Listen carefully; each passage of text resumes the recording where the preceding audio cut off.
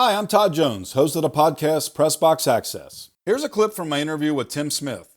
Tim gives us some insight into the discipline of heavyweight champion Evander Holyfield. Well, Duva signed a lot of those guys from that great '84 Olympic team. Signed Whitaker, Breland, Meldrick Taylor, Tyrell Biggs, and Holyfield. Yeah, I mean, I think they had, of that class, I think they ended up signing 8 of the guys from that boxing team. I think there were like 12 guys on the team. I think they ended up signing like 8 of the 12. So you're in Atlanta, and Holyfield is the guy. He's one of the guys signed. He's one of the guys. So you became like a Holyfield writer, right? I became the Holyfield writer, by extension, the boxing writer. So at some point, then I'm covering all of boxing by virtue of Holyfield. And so it sort of happened the same way when I went to Cincinnati. I'm covering all of boxing by virtue of Aaron Pryor. Right. Great junior medal. Yeah. Yeah. Right. Yeah. So but that's how that was the start of my boxing writing career.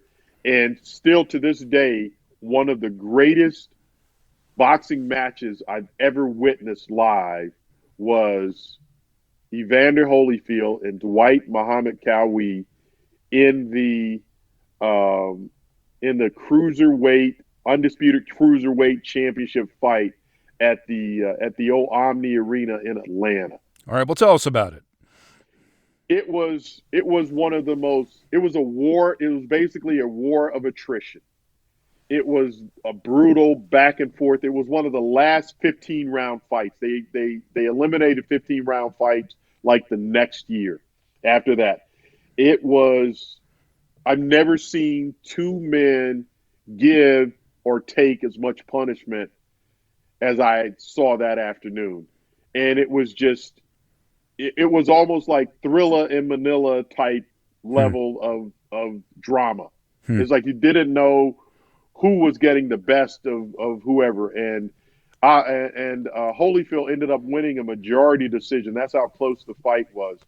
Holyfield ended up winning a majority decision. And after the fight, he had to go to the hospital because his kidneys were on the verge of shutting down. Damn. He had lost so much body fluid from sweating and getting hitting the kidney so much that he ended up in the hospital, and they had to replenish his fluids and keep his kidneys from shutting down. Oh my! I mean, he could have died. He could have died. Unfortunately, that has happened obviously over the years in boxing, and that could have happened that very day. That could have happened that very day, and that's when I knew that. That it takes a very special kind of athlete to do this. First of all, and it's counterintuitive. It doesn't make any sense at all because most athletes in a sport, they get themselves in peak physical condition to perform at their very best to carry out whatever athletic, responsibilities they have on the field. But none of them go into the contest knowing that they're not going to come out of the contest the same way that they went in. And none of them go in with at least in the back of their mind, that there's a possibility they could die. Maybe race car drivers, think that there's a possibility that, I could get in a crash and die. But boxers, that's at the forefront of every boxer knows that they're not going to come out the same way that they went in. Yeah. Unfortunately, look how a lot of them end up, right? And a lot of them end up, and they take it. And that's why from a business standpoint, you want these guys to make as much money as they possibly can, and then walk away.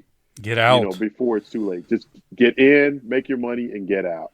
Well, you saw Holyfield that day in that unbelievable fight, and then he, after being cruiserweight champ, he moves up to become the heavyweight champ when he beat Buster Douglas in 1990. And Holyfield's like, the only 4-time heavyweight world champ?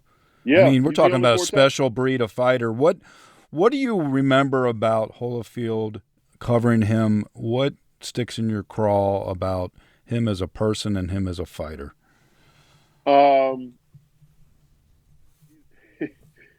He was flawed on some level. You know, he was a flawed guy. I mean, he had like 15 million kids, and I remember Lou Duva once said that you know, and he was supposed to be like, you know, have all these Christian values and everything. And Lou Duva once said that you know, there was only one command that he couldn't keep of the 10 Commandments, and that was "Thou shalt not commit adultery."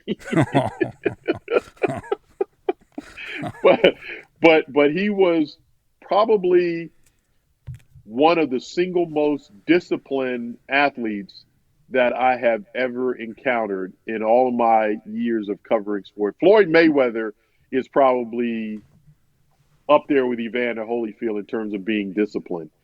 And I remember being at a press conference, and Evander Holyfield, there was this humongous chocolate chip cookie, and Evander Holyfield was a heavyweight, and I pointed to the cookie and I said, "Man, you can eat that." I said, "You're not like these smaller guys that can't eat these cookies." Hold on a second. Only a sports writer would notice the cookie. Of course, it was a great cookie. I don't want to sound like your former president, where he talks about a piece of chocolate cake, but this was an impressive chocolate chip cookie. I can picture it right now. This cookie must have been about 6 inches in diameter, and it was loaded with like tremendous chocolate chips. It was like the most impressive chocolate chip cookie I've ever seen. Sounds like a sewer plate you could eat. Yes, it was like a manhole cover. So that cookie's sitting there in front of Holyfield. What happens? Yeah, and I said to him, I said, you know, unlike these smaller guys who got to make weight, you're a heavyweight. You could eat that cookie. And he looks at me and he goes, "You know why I'm not eating that cookie?" And I said, "No, why?" He said, "That's a 2-mile cookie." I said, "A 2-mile cookie? What are you talking about?" He said, "If I ate that cookie, I would have to run 2 miles to burn that cookie off." And he said, "It's not worth it for me to eat that cookie and have to run an extra 2 miles to burn it off." Wow. He was one of the most dedicated guys that I just dedicated to his body, in like keeping his body in like great shape. And he never kind of like you and I. Yeah. Sort of like me. Yeah. Did you eat that cookie, by the way? I ate 2 of those cookies. Hell yeah. And I didn't run 4 miles afterwards. Hell yeah. I don't even like to drive 4 miles. I ain't running 4 miles. Give me that cookie. But that was the thing that sort of struck me, that this guy was completely disciplined in his athletic life, but on some levels outside of that, not so disciplined. How did that pay off in his great fights? I mean, you think about that guy fought he beat old Foreman, he beat an old Holmes, but he had those wars with Riddick Bowe, and obviously he had the fights with Mike Tyson. Yeah. How did that discipline pay off in the type of fighter Holyfield was once he got into the ring? Well, I think it just sort of fed into his confidence and his warrior mentality, that he knew that he was, in great shape, and he knew that he didn't have very many physical limitations when he got into the ring. And so he was willing to push beyond whatever it was that was in front of him, whether that was pain, whether it was exhaustion, whatever it was, he was always willing to push beyond that limit. And, he was always the smaller heavyweight when he got into the ring. I mean, everybody was always much bigger than him. And I think that, his discipline sort of fueled that confidence that I'm going to go in, I'm going to be the David, they're going to be the Goliath, and I'm going to go in and I'm going to beat these bigger guys, that I just have the confidence in my own abilities. I have the confidence in my own training. I have the confidence in my own discipline that I'm going to be able to do that. And I think that fueled him to go to the mat with all of these big guys. And, do you have a favorite? Everybody. Do you have a favorite Holyfield fight that you covered besides the one you mentioned when he was a cruiserweight? I'm talking about the heavyweight fights. The heavyweight fights, probably the first Tyson fight, which was like fight of the year, right? Which 96? Was fight of the year. Yeah. Because wait, not bite of the year. That was the next one. No, not the bite fight. This is fight of the year. This was fight of the year. Yeah, the bite fight was the result of the first one, because no one thought that he would be able to beat Mike Tyson, but Holyfield had told me long before he fought Tyson that he had a mental edge against Tyson, and it happened that they were in the same Olympic class, and they were in the same Olympic training facility, and I think it was in Colorado Springs. Mm-hmm. And Tyson was a bully, and Holyfield tells a story about how he walks into a ring, walks into the rec room, and Tyson is bullying some other boxers in the rec room to just take over the games and do all of this stuff. And Evander Holyfield stood up to Mike Tyson, and Mike Tyson backed down. Hmm. And he said, I knew at that point if we ever fought, I was going to beat him.